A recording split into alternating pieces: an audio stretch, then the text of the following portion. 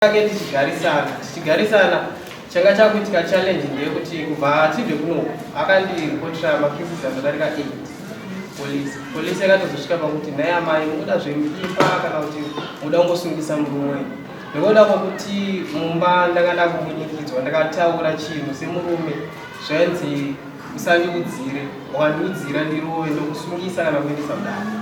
Saka ndakazindira kuti handichataure zvaita aigona kusandibikira chikafu. Ndaisenda mameseji kuna mama tivaudza kuti mama mwana wenyu haasi kuita sei, haasi kundibikira chikafu. Obvunzwa reason haanga asingapindure uye aiputsa midziyo yemumba chaicho, midziyo mizhinji aigona kungoputsa.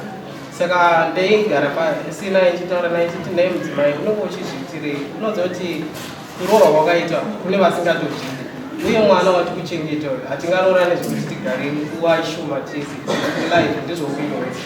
Asi mukadzi wangu aingoti pamwe pacho ndazvida, pamwe pacho aivangoti ndinondiudza zvisina basa.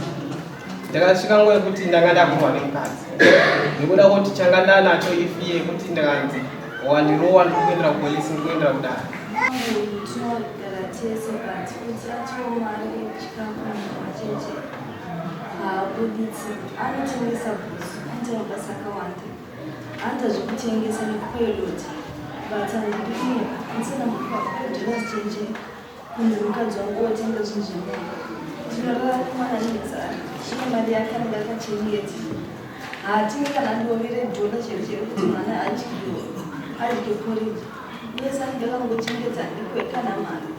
Tinorara mumba nenzara wanditi handibikire uye anenge asingatenge chikafu chacho.